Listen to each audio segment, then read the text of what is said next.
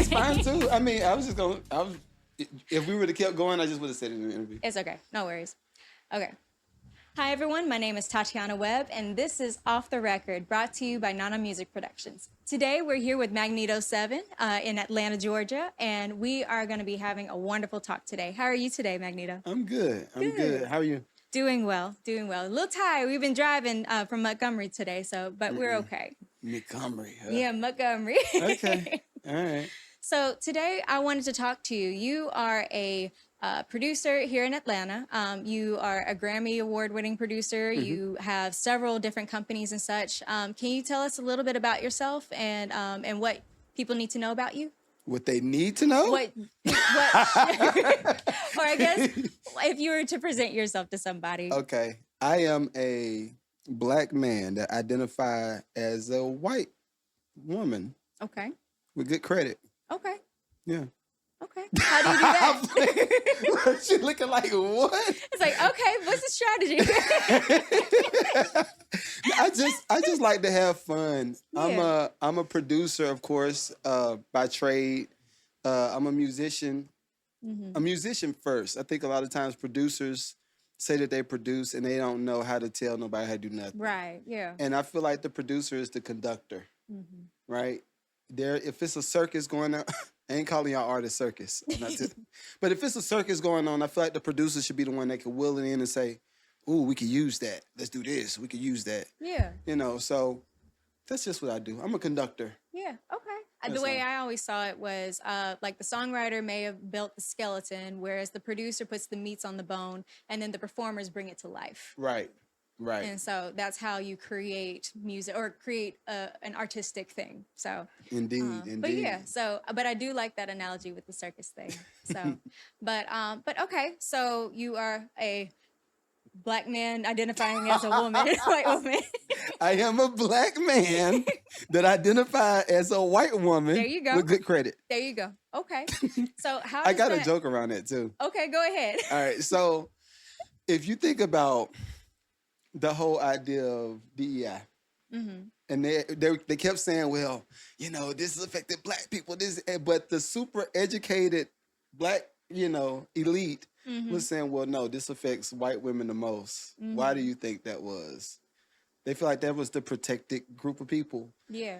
So I just make that joke. Like, I'm all for everybody. Of course, yeah. But yeah, it's just a good little icebreaker. Yeah, That's all. Absolutely. I love laughs and all this stuff. That's so weird. Anyway, so let's get to talking about the industry. I mean, we're both in it, and a lot of artists and people want to get into it. So can we talk a little bit about how you got started in the music industry? Okay. I'll give you an abbreviated version. Look, let me try to figure out how to abbreviate it. Okay. I started as a musician. Mm-hmm. Simplified. Yeah, I started as a musician. I was born in the 1900s. Same. 1900s. So I started playing in church originally as a drummer. Then I went from drums to keys. I went from keys to bass. I went from bass to lead guitar. Mm. Then I found out really quickly that the keyboard player was the one to get paid the most. Yeah. So I've always kind of been on top of entrepreneurship. Okay. When it comes to how I conduct myself. So even when I was playing keys back in the day, I was renting out my equipment. Mm-hmm. And I'm talking about in middle school, high school. Mm. I was renting my equipment out to other musicians that needed stuff. Yeah. So I've just gone from that to shopping music in college, then a whole lot of stories in between that, and then getting into business. What was my first placement? First placement was Dipset. Mm. It was a terrible. I'm real. Yeah. It was a terrible first placement. Yeah. It was Dipset Christmas, presented by Mike Epps. Oh, wow. Mike Epps was the main character in this whole album. Yeah. And I had a song on that, and I did not like what they did to the beat. And then I learned really quickly, the producer does not matter. Mm. We don't matter. Producers' lives don't matter.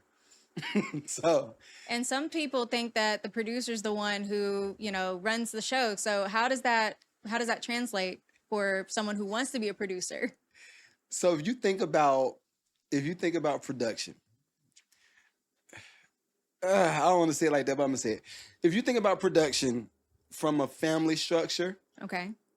the producer a lot of times is the dad or the mom, right? Whichever it is, that's the guardian of the situation, which means you're responsible for the outcome of the tangible creative product.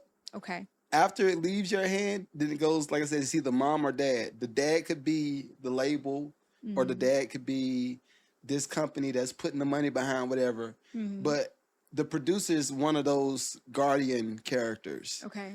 And unfortunately, we are the ones that get overlooked a lot of the times.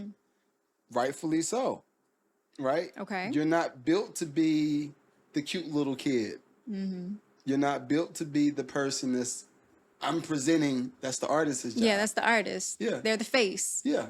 So I think over time it's changed a little, where producers are now having a voice and they're letting people know what their stance is on certain things. But the traditional, like, production structure, look at Quincy Jones. Yeah. We never would have knew about Quincy Jones had he's a character itself. Yeah. Quincy is a character. So had he not been talking all that trash about Michael and Prince, we wouldn't have known who Quincy was. Right. It was, we see his name on all these credits and stuff, but it was a name with an unknown face at that point. There was no producer tags.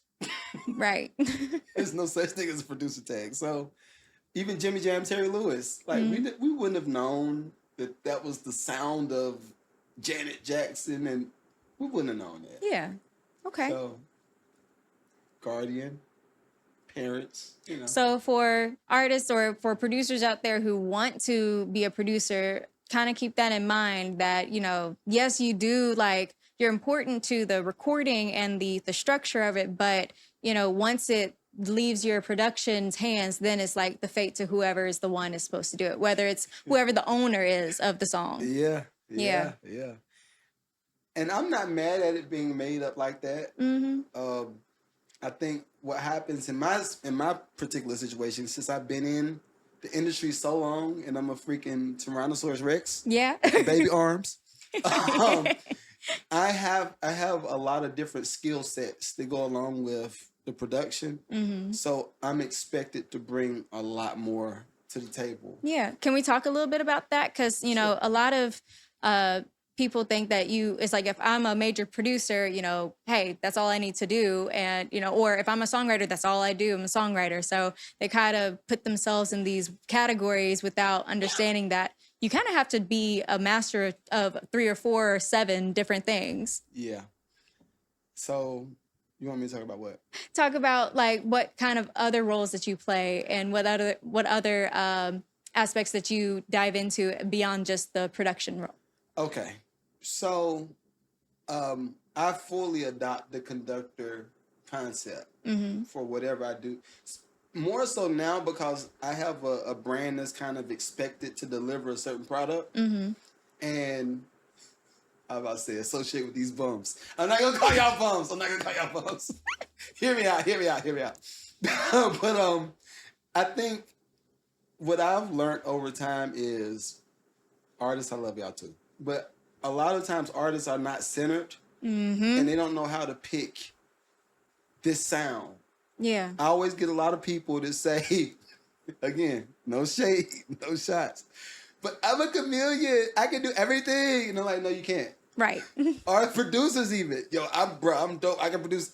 No, you can't. You can, like, in theory, you can. Yeah. Right?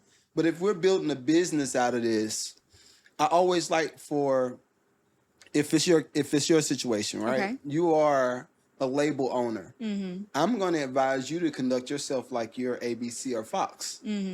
Right? Yeah. And that consists of, what's your marketing schedule? How are you picking the different programming? In your case, the programming would be the artists, producers, right? Right. What are you dropping on a consistent basis? and then move off of that. Like, conduct your business like a network, Yeah. not a label, because labels don't even conduct themselves like labels no more. Right. Right? Yeah. On the artist side of things, you got to conduct yourself like you're Coca-Cola. Yeah. What is your brand? And produce the same thing. What is your brand? Like, what makes you the Coca-Cola of your space? Mm-hmm. And I think I've had to learn how to weave in between relaying the message from corporate monsters. Yeah. I love the corporate monsters, by the way, because y'all got bags. Come here. But I know how to relay the message between this is what the artist is saying. Yeah. And then to the artist, this is what they want you to do. Mm-hmm. So I need you to do this. Mm-hmm. And then everybody benefits. Because I do feel like businesses have to have the yin and the yang. Yeah. Like, no business works without marketing. Mm-hmm. And no marketing company works without having a business to market. Mm-hmm. So that's what I do. Yeah. And short story, like, I do that. That's good. I mean, it's refreshing to hear you say that too, because in previous episodes we've talked about artists identifying themselves, understanding that they are a brand as well, and you have to. And Coca-Cola was actually used in the other one as well. Okay. Whereas, like, you are that brand, so when you go out or when you're working or you're conducting yourself, you have to embody that brand and understand, like, whenever you're in a setting, you're always auditioning, you're always that brand to somebody. Yeah. So you can't just turn it off when you leave the house. Now, when you come home and there's no one there at the house, okay, yeah, you can be yourself, and that's something that you keep precious, but you know, when you're out there, you are that brand, and you have to, you know, kind of work that. And that's just with any industry, really. I like that. Yeah. Let's take it a step further. Take it a step further. So if you are the brand, right, and say you are Coca-Cola, and I think this is where social media has messed up a lot of concepts. Okay. Right? We knew before, and it was just an industry thing, every rapper is going to probably talk about money, girls, guns, whatever, right? Mm-hmm. It's just like five subjects over and over. Yeah. It's the same thing over and over. I think social media made it wherein a certain part of your life had to be on display. Mm. And the people that had that part of their life on display are the ones that win. Mm. Case in point, when Cardi first got signed.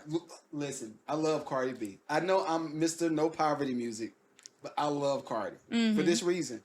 She came out rapping on Bodak Yellow. Yes. Yeah. She said, I got my teeth fixed and whatever, right? I was like, ain't nobody said this before. Uh-huh. And there was a transparent moment, and then when she would get on her stories, you saw her with the bonnet on and unmade up. Yeah. That built her base when she did weave in and out, like you said, I get home, I can take the stuff off. Your base starts to love you for whatever you are. Mm. And that put the corporate structure in the bind, because if I do fall off and choose to not wear this Prada or this dope the fan base got your back still. My fan base is still here. And they know who you are. Yeah. Exactly. Mm-hmm. So I think we're in a space now where people have to learn how to be comfortable with being transparent. Yeah, like, I guess you could say, make the identity, make the brand, but still be authentic with it as well. And so, yes, it's like you can have your brand and your not facade, but your persona, right. But we still have to see the real you in it as well. Right. Because if not, there's not going to be a connection. It's going to be like, oh, they're just being fake or whatever. Mm-hmm. So, yeah. I know you mentioned just a second ago your stop making poverty music stuff. So how did you come up with that? I want to give you like an elaborate answer, right? But there is no elaborate answer. But that's going back to being authentic. Like, just where did it come from? And just, you know, how did you make that its own brand? Okay. So this is 2023. I started doing music reviews because every time I go live making beats, they'll be like, yo, bro, let me send you my song. And it was like, no, I'm not interested in your song. Right. I don't want to hear your song. So at one point I gave in I Okay. was like, all right, I'll listen to it, see what's what. And I noticed I started listening to people's music. Well, that one song, I can't even remember the guy's name. I wish I could remember because I would credit him. But the dude was phenomenal. Mm-hmm. The song was amazing. And I'm just digging in, and I said, all right, well, let me look on your page to see what's what. He ain't have nothing posted on this page. So here I find the dopest artist in the world with zero anything. He's just following a lot of people, right? And even in that in itself, red that's flags. all. Yeah, we'll talk about that after. Right? That's something for you. But I'm starting to go in on him, and I said, you need to do this. And you're like, that's the other version of me when it's just my personal platform. Of course. I'm like here all the time, like energy. So I told him, I said, well, you know what? It's poverty music because you ain't trying to put no money behind your stuff and it just look like trash. Look at you. And I'm going in, all right? The numbers are starting to go up on the feed and people are joining the chat. And I'm like, why y'all here? He's like, wait, what happened?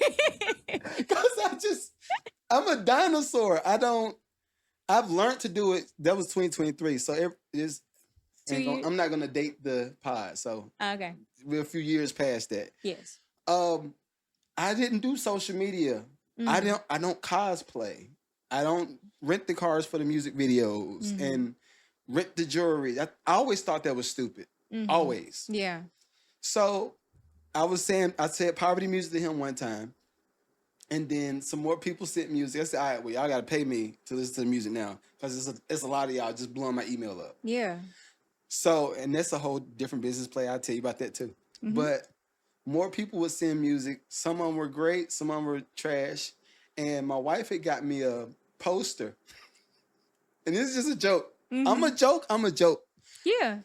It's, you seen Django Unchained? Yeah. All right. Leonardo DiCaprio's character.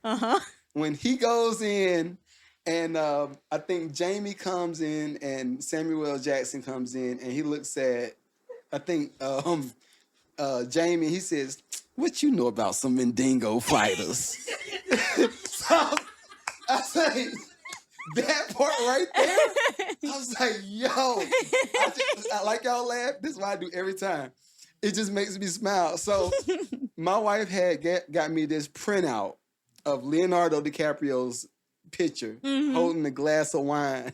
So I said, I'm about to sell y'all to Mr. Candy. Now I'll hold the poster up and I'll block the camera with me and just show the Leonardo DiCaprio's character.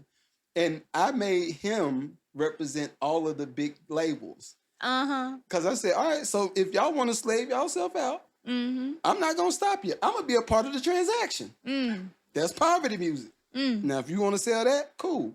But that's the funny, that's the funny part of it, right? The other part of it is, I feel like for so long, creative people have used their music and their creativity unknowingly what they're affecting on the back end. Okay. That's why the whole Sexy Red thing was funny at the conference. I did not know. Hey, AD, I love you, bro. I did not know the AD was a part of the Sexy Red thing. But it's just like, I've always used certain people. It's like, yo, I have 2 daughters. Why would I want them to listen to Sexy Red? Yeah. Talk about chlamydia. Yeah. I'm not interested. Right? Or if I had sons, why would I want them to talk about, what do you call it? Spinning through, whatever. Right? Yeah. I'm not interested in it. Yeah, spin the block. Why would I want my sons to listen to Spin the Block? That's poverty music. Yeah. If somebody dies as a result of that concept being embedded in their brain, that's poverty. You just affected somebody's income source, really, at the end of the day. So, yeah, it's poverty music. Simple. Short and simple. Yeah. Buttoned up. So, and then just to stop making it. Yeah. Yeah, stop making it. I think the other studio is open now, so before y'all leave, I'll show you. But I got a whole little tag in my other studio. No poverty music. There you go. It's kind of like also you know, because everyone's listening to it, so it's like kind of reading the room kind of thing. Like what room wants to hear about those topics and stuff. Like for some people, it may be that's my testimonial, that's where I'm coming out of. But other people is like, why do we want to listen about spinning the block and all Right. these other things too? So it's just, Even in that though, uh-huh. there are people that paint the picture of the streets Mm-hmm. in such a vivid way without Ooh. glorifying the activity. Yep. Kendrick Lamar. Yeah. He talk about hood, street culture, gang culture on a consistent basis. Mm-hmm. Guess what? You don't feel the same way Right. after hearing the There's Kendrick not record. that, I don't know what to call it. It's like that emotion that's attached to it. And, you know, so point being, don't make that. Yeah. So, okay, that's No. one. I ain't gonna say it. Nope, I ain't gonna say it. Go ahead. So, okay, so that's one brand that you've done, but let's talk about your accolades a little bit. So everyone is really interested about the fact that you won Grammys and such. Can we talk a little bit about what that feeling and what that production process is like? What part of it? Well, I guess more so how do you get a artist that is well known to notice your work? Because I know like sometimes you create a beat and then they just pick it up and then they put it on a track or something like that. So I guess how would one get into that kind of position? Multiple ways now. Okay. Right. And this would be specifically for producers. Right now, we are in a sweet spot.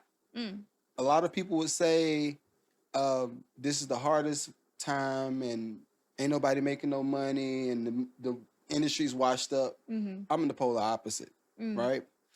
I think hands just changed. The players changed. And the way you do it changed. When I first started, I would have to send out in 1900s. I would have to start mailing, not emailing. Emailing did not exist. Yep. When I started. I had to print out a hard copy of the beats that I made on my Roland D50. No, XP50. It was an XP50. I had to print out the disc. I had a rewritable CD burner in my dorm room. Wow. And I mail out beats every Friday. It was $3.89. It was $3.89 to mail the package, the little vanilla package. I did that for a year. No answers. Wow. Nobody responded. I'm about to say 12th grade year, my senior year in college, I get a call that said, it's a guy named Dre McKenzie. Shouts out to Dre McKenzie. You'll know if you ask me other questions and I shout certain people out, like I believe in crediting everybody. I'm not one of these, I did it on my own. No, you didn't do nothing on your own. But there's a guy named Dre McKenzie, worked at G Unit. One of my beat discs from like a year before that had got to his office. And he was like, yeah, you've been sending beat discs for like months. Like, is this what's sold? And I was like, who are you? Right. So, why are you coming? What's going on? So he's like, oh, my bad, I'm Dre McKenzie from G Unit. I was like, yo, okay. He said, I like your beats. I think a lot of the stuff is dope, but I don't know if it fits G Unit or if it fits 50. I'm going to introduce you to a guy named Chris. Shouts out to Chris. It's like Fatalis. He's Greek. Chris, I'm sorry if you're watching this. I don't know how to pronounce the name. I just know, whatever. It's Chris. It's Chris, right? So Dre said, I'm going to introduce you to Chris, and Chris should be able to help you get to some placements. So I was like, all right, cool, whatever. I'm from North Carolina. Right. I'm not from New York. I'm not from Atlanta. The only thing we had in Carolina was Ninth Wonder and Ski Beats. Yeah. That did Jay-Z's Reasonable Doubt. That's all we had. And Ski Beats told me my beats were trash when I was in high school. I love it. That's the stuff I think we have to like start falling in love with again to get better. Yeah. But that whole situation turned me from being cool with Chris to Chris managing me. Chris turned me on to Havoc. Havoc turned me on to, I'm going to just say Eminem. Yeah. right? And there was a lot of other stuff in between that. Like streets run a certain part of music business. It's just the way it works. The streets, and it could be clean, Yeah, but the streets run music business. I got you. So that's how I got in. Now producers get this. That's all they gotta do. This. While you produce your beats, turn this thing on. Look awkward. If you look corny, record it. Post it. I get so many more placements even now. I get placements and different just business, just different. The internet's different from just posting It's beats. more accessible now because one, you don't have to pay $3.89 for or a disc anymore. A week. Shoot, when you mentioned burning the CDs and stuff, that just brought me back to my childhood when I was making little mixtapes for little boys that I was like, I like you. Here's my Hairspray Broadway mixtape that I gave you. So, but yeah, like, you know, I remember those days, at least as a kid. So the fact that you were doing that to push your beats and your content and out, and then it's not even a year, it's like a year later. Right. That just tells you to get one answer. Right. I mean, that tells you how delayed the system was with just hard copies and stuff. Now, because of the phones and everything's email or direct drop or whatever, it's so easy. Yeah. So, but that also means anybody can do it. Yeah, and I think that's where the issue is now. Yeah, it becomes saturated. It's saturated, but the beauty is if you have something, back to that Coca-Cola Right. Concept, if you have something that makes you stand out and you do it enough on a consistent basis, it will catch on. Yeah. Even, it's a girl right now, I can't remember her name, but she raps like, I saw I love her. Oh my God. You can barely understand some of her words. But when I tell you she's so freaking dope, Yeah. the white girl that was at the conference in Tallahassee, everybody, I think because social media does exist and we all lack that one-on-one interaction, it's important for musicians to make people feel something again. Yeah. And I think when we do that, that gets you out of the saturation. And it puts you over in the corner by yourself. That just reminds me of it's a different concept, but my late professor Robert W. Smith, he taught us this in our industry class, which was the point of the industry is to move circles. So in the center of the circle is what's mainstream. That's the hottest thing. That's everything, and you want to be in the circle of acceptability, but you want to be right on the edge of that where it's just so niche, so different that people are like, ooh, what is that? And what happens is because you're still in the acceptability circle, you've now moved the center of the circle to where you're at because you're being consistent of that. But now what do? So now you're in the center of the circle. Now you try to go to the edge. And all you're doing is moving the circle around, and now you control the game. Case in point, when like Billie Eilish, when she first started doing all that whisper, almost ASMR kind of sound, that was totally different and at the time that it was coming through. And so that's why all of a sudden she became mainstream after listening to all of these other, same pop and, hip hop and rap and everything that was very prevalent during that time. It all of a sudden shifted to her market. And so she started to move the circle. And same thing with Adele, and same with all these other big names. And now like with Beyonce, with the cowboy stuff, and all the country stuff, and black country music has become a big thing right now. So it's what is still being in that acceptability circle, but right on the edge that makes you interesting enough to be able to move the center to you. And the big thing that you said was the consistency of it. So you can't just do it one time and then go away. So you have to be consistent with it, with your content, with the style, fully embodying that brand and that image, the brand that you've created. Yeah. And staying true to it, so that way people know, oh, this is a reliable, black country artist, or a reliable EDM, producer, whatever. Yeah. And so that way now they can feel safe investing in you. Right. Yeah. So I love that circle thing. I'm gonna take that. Yeah. Thanks. Robert W. Smith. He passed a little bit ago, but that was my professor. So yeah, he's a world-renowned composer. He did things all over the world stuff. So worked with Universal. Did some stuff with the music down in Universal, like when you're walking through the Harry Potter worlds and stuff. That's some of his compositions and things. See, yeah, I like that. I will call that utility-based music. yeah. Mm-hmm. I love that. Mm-hmm. I love that. Yeah. Okay. We're learning here Yeah. off the record. and to add to that, yeah. if you're not good at music, just quit. There you go. We have to tell people the truth. Because people think that they are, oh, I'm going to make it. All this stuff. No. Some people have talent. Some people have worked for it and they've got the skill now.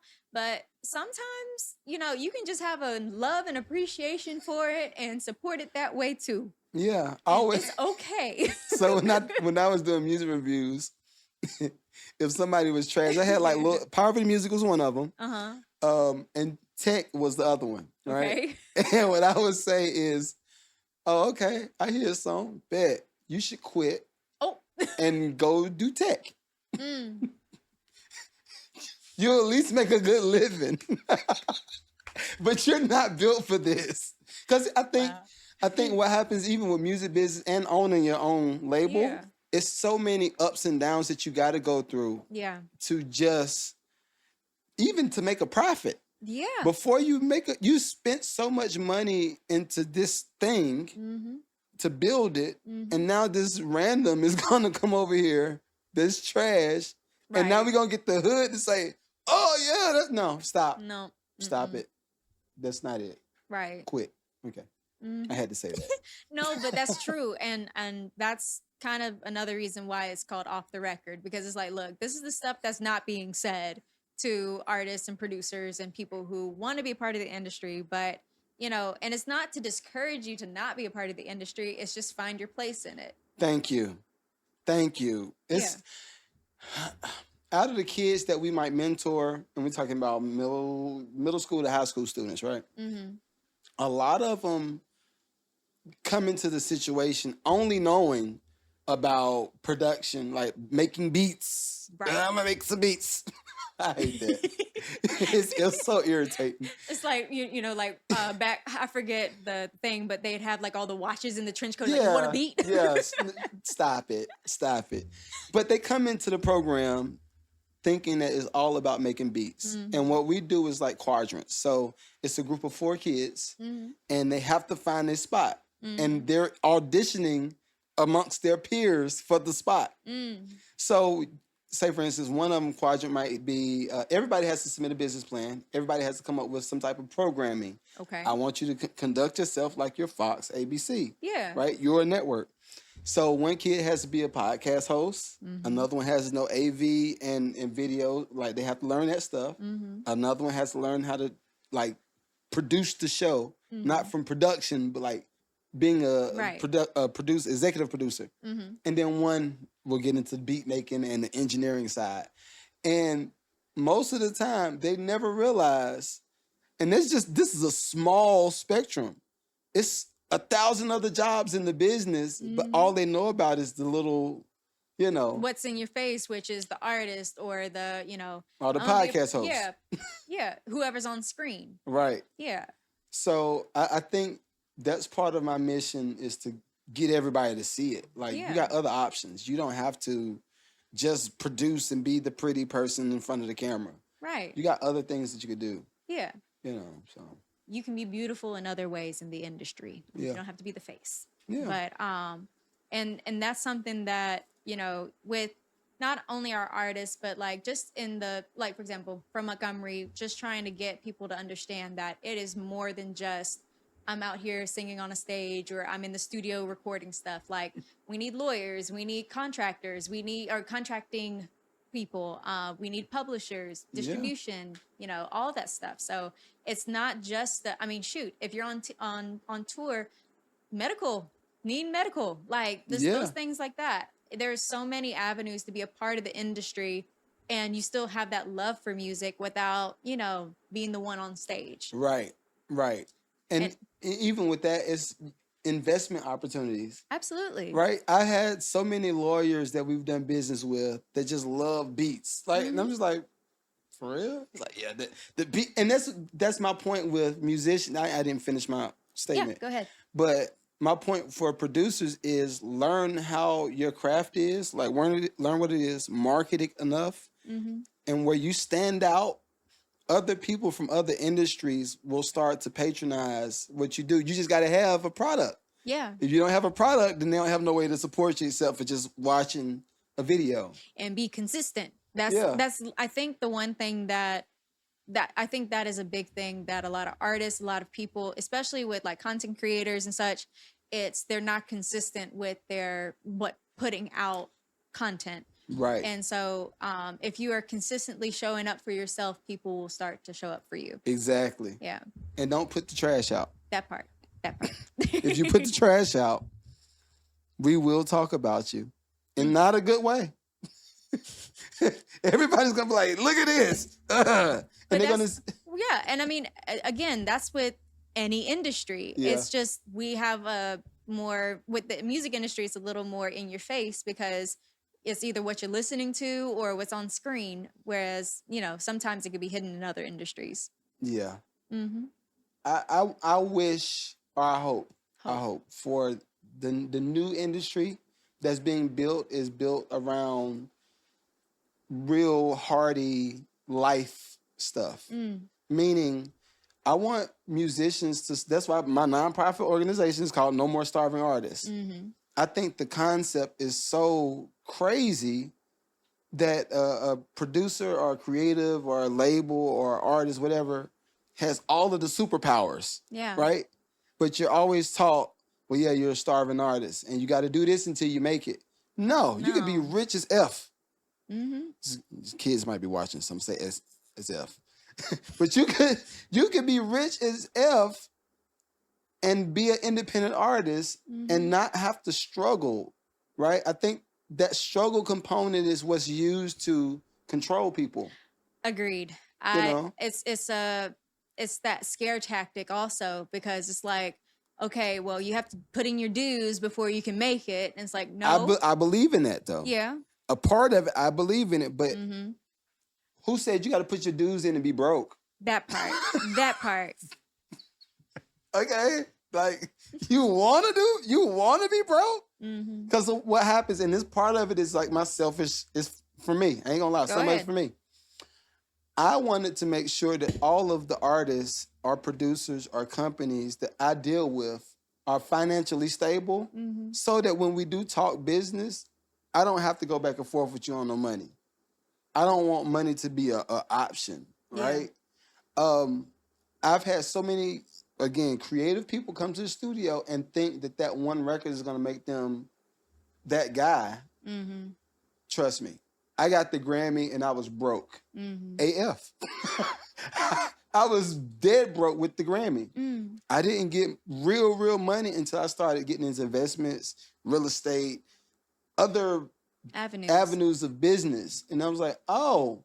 And I learned in the music business, they're teaching you to be broke so you can lean on them for the publishing loan. It's not a publishing check, it's a loan. Yeah. And now you're stuck in bondage to have to either pay it back or not get anything until the label or whoever gets it back. And that's one thing that I am, on my own personal, I'm thankful for my parents for that, because they made sure that I had my day job situation locked in. And so now, without saying that on air, because y'all don't need to know my business, but I have that, and that's helping me be able to fuel the company and fuel the stuff that I'm doing with my music, because again, this is my passion. I like the industry. I want to grow it. But no, you're absolutely right. You have to have, especially nowadays, you have to have more than one hustle going on, because if you want to make a certain lifestyle for yourself. Yeah. Flow and source. Yeah, flow and source. Yeah, there you go. I hate hustle culture too. This is trash. So I think. Talk to me. So okay. Talk to me. when I was only music business, I remember going to the studio, Chong King Studio. I'll say it. Chungking Studio in New York, where Michael Jackson, Justin Timberlake, everybody recorded in this particular studio. Hell's Kitchen, Alicia Keys' studio. Okay. I remember going to these different studios working, and we talking about 14-hour days where you go in at 7 and you leave at 2 o'clock in the morning or whatever. Yeah. And everybody was on the same hustle. And yeah, we got to get the hit. Only to find out that the people in the offices with the 9 to 5, the 9 to 5 part of music business, by the way, the publishing administrators for Sony, the PD for whatever, right? Yeah. They're getting salaries at $40,000, $50,000, $60,000 while you're hustling to get the next hit. And they'll say, well, it's because once you get the hit, you're going to get all this payout. But my retort to that would be, look at how many months or years passed where you were in deficit. You're going to be playing catch up. Wow. By the time you do get the hit. Huh. You're going to be playing catch up. Yeah. Meanwhile, they got 401k. Yeah. They got a 401k. They got retirement. They got retirement, insurance. They got health insurance. You're right. They got dental, y'all. Yeah. So for me, it was just like the rewiring of it all is what I'm focused on doing, because I think it's sad that everybody got the superpower. Musicians have superpowers that a lot of people don't see. Like, and I know you probably got another question, but oh no, you're good. We're talking. It's been a few businesses that I coach, right? And we're talking about people that do 10,000. My clients don't do under 10,000 a month. I have some that do 10,000 a week, right? But I'll go in and coach them, and they are oblivious to anything creative. They just know I got papers, I got flow. That's why I said flow income. Gotcha, we don't do hustle. Say They less. don't do no hustle over there. They Okay. they drive the Tesla and they're chilling, right? But they have a flow, they have checks and balances, and they say, okay, well, I want to add what you're doing to our stuff because I think it got some validity to it, but I don't know what it is. And then, you know what the don't know what it is you're making a song for their company. Making a song, what is that? And artists have to learn how to break down what that means. For them, it sounds like it's just making a song. For us, we have to know, no, we're making a song and marketing your company. Yeah. And we're doing this as a result, for a duration of 30 days. And that 30 days costs this much money. And you don't do the amount based off of what you would charge the little independent person over here. Yeah. You do the amount based off of what you know that you can bring in. Yeah. If you're doing $10,000 a month and I can do this commercial for you and bring you an extra 5 or an extra 10,000, I'm going to charge you $1,500 to $2,000 and be okay with it. But musicians don't know how to adopt that concept. It's a mindset it on is. that. Yeah. Because it's going from that creative mindset, which you need to be able You to gotta create your have it. music, Yeah. but going into that business mindset of, okay, look at the longevity of this project that we're working on and look at the outcome that comes out of it. How does that benefit me? How does that benefit my Exactly. client? And now negotiate the price points on that point instead of, oh, it's just one song or one whatever, and it takes you a weekend to create or whatever. Like, you got to think about that long term. I had one independent company, marketing company. This is, they subcontracted me, by the way. Okay. One particular company said that they would pay me $1,000 a minute. See how you look? $1,000 a minute. I want that. So my point is, even with me from real estate world, and I'm a general contractor too. Okay. Even from me in that space, I'm used to making money, good money, but I never thought $1,000 a minute. Did you know how weird that sounds? But there are people that's regular, that's the norm. So I was just like, okay, I got to show people there are other sides to this. Yeah. Like, and this was a company that subcontracted me. That means they're getting paid a certain amount to pay me the $1,000 a minute. So what are they Right. getting paid? That part. That what swimming pool kind of situation are you working with? Yeah. And you know how they found me? There were no prior relationships with this company. Mm-hmm. They saw a video of me making beats and said, "Oh, interesting. Let's work." They sent me a description of what they need me to produce. We did a Zoom meeting. They said, "All right, what we're gonna do? How many minutes you think you'll produce?" I was like, 4 minutes. I said, "Okay, cool. We'll send you the invoice, and we'll send you half up front, and then you send us what you got, and we'll go over it, and then we'll send you the other half." The easiest money I ever made. Wow. So what? But that came from you being consistent on your phone, consistently showcasing yourself. So it's really truly that marketing of your product, your brand, that brought those opportunities for you. Yeah. So for artists that are, and producers and people who are creatives that are trying to get out there, the big thing is create the content and be consistent with it, and have a platform where people can go to be able to find out who you are, Right. and then be able to, do business. And when you do business, don't just think from a creative standpoint where you're, I'm just creating 1-2 songs, whatever. Right. Think about the impact of what you're creating and how it will generate revenue for your client, but again, for yourself. Yeah. And make sure that you're arguing the right package for yourself. In that order, though. Yeah. In that order. I think so many, because being creative, you're going to be selfish. Yeah. I am. I ain't gonna front. I'm like, when it comes You gotta be. When it comes to how I create, this is my element, right? Mm-hmm. But when it comes to me creating for somebody, it's all about them. Yeah. I am a musical simp. It is what you want, what you need. You need this. Okay, let me do this for you. And I think what happens is we underestimate the value in doing that. Mm-hmm. And I've had so many clients, and they ain't gonna say no names because there's some bigger producers than me, that these clients will try to pursue and get them to do commercials for whatever. And they'll say, well, yeah, when I talked to them, they barely wanted to talk. And they sent me through all of the ringer. And I said, well, I understand order, right? I have an assistant too. So I understand order, but there's a certain amount of hands-on, being direct, being cordial, being personable, that goes a long way. Yeah. And I think we've kind of lost a lot of that over time. But we're in a customer service kind of industry, because everybody is a client, everybody is the person who's providing the service. So just being cordial and being respectful, it really can take you a minute. I mean, shoot, I'm just going to say, I think that's how we met and how it was. And, because I didn't know you from anybody. I love being that way too.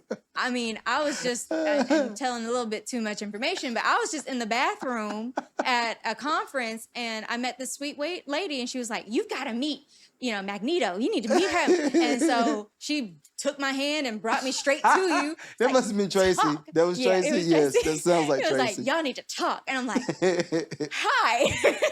and I think because of that conversation, I mean, now we're doing a podcast, and that's been a couple months ago. That was at the end of May. And so I'm not going to date further than that.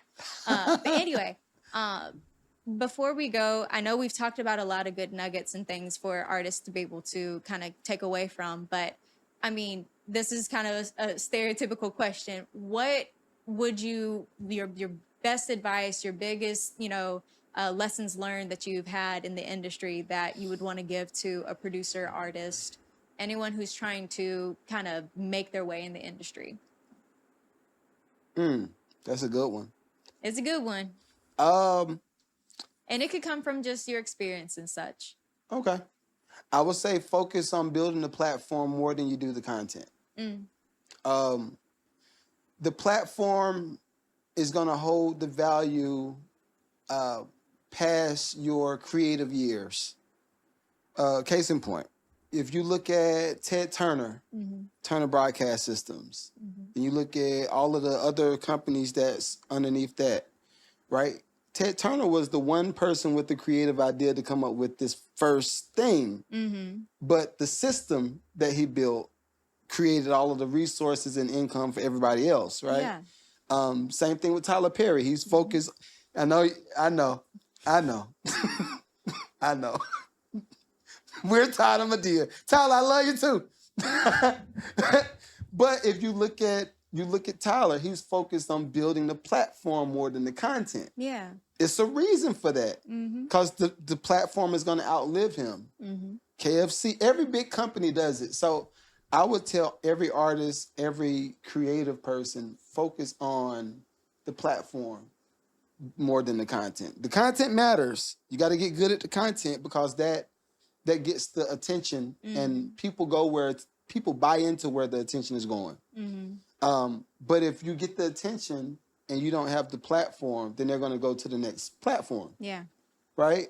And we've seen the same thing happen over and over. You look at, what was the name of the chat that everybody was going to during the pandemic? It was like a group chat. I can't remember. I don't even remember it. Clubhouse. Yeah. You look at a Clubhouse, right? Everybody was going over there during the pandemic. It was hot, popping. But then the people that started to win even more, IG, TikTok, Facebook, Twitter. Why? They just took what they did on Clubhouse and incorporated that system on their platform. Right. So for me, it's like, okay, knowing that no idea is ever going to be exclusively to the person that introduced it.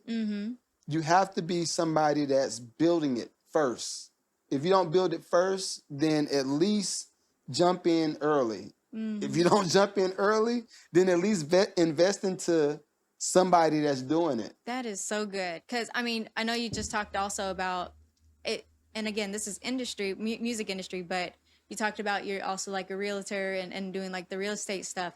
Same thing with a house. You've got to have a solid foundation for that before you throw anything on that slab. Yeah. Because if it's not solid, it doesn't matter what you put on it. No. And so the fact that it's the same concept with industry or with our industry and with your music and stuff, you got to build your platform, build your brand, who you are, and be able to sustain that. And then you can repeat that in however many times you need to. Right. We have to be early adopters of systems. Yeah. I understand that creators want to be fly by night and they want to do the fun stuff. I'm the same way.